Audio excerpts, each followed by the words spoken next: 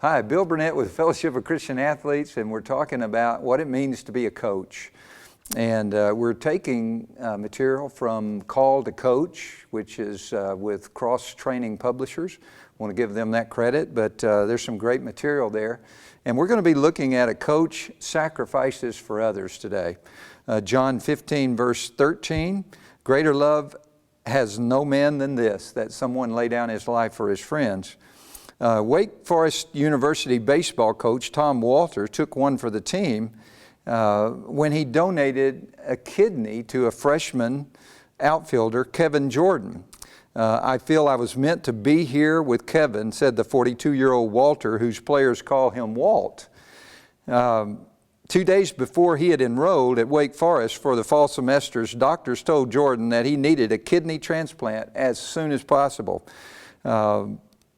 After Jordan's mother and brother were found to be not to be good matches, Walter was tested and learned that he was a match. And so he chooses to do something quite sacrificial, and that is to donate his kidney to his young player. The Apostle Paul in Galatians 2 says that we're to bear one another's burdens.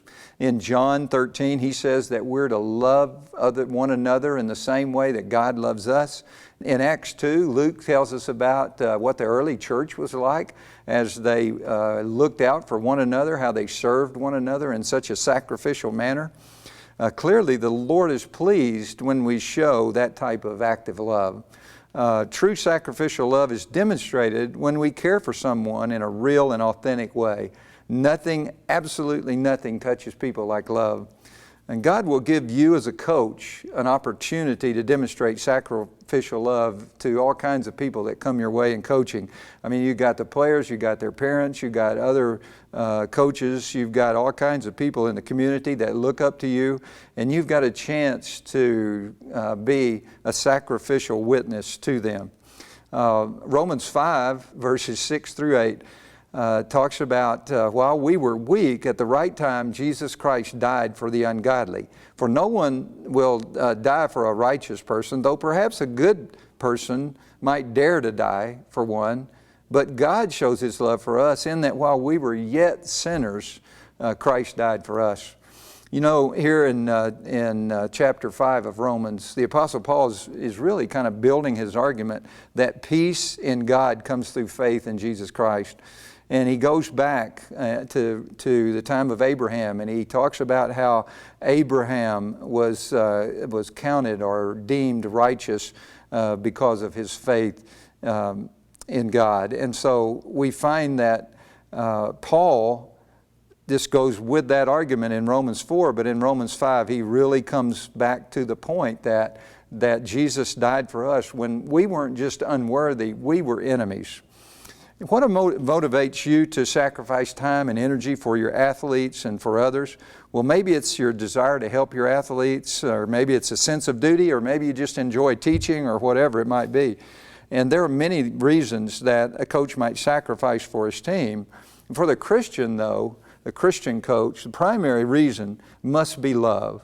It is the greatest and most consistent motivating power in sports. Everything that God has done for the believer, including the death of Christ for man's sin, was based upon His love for us.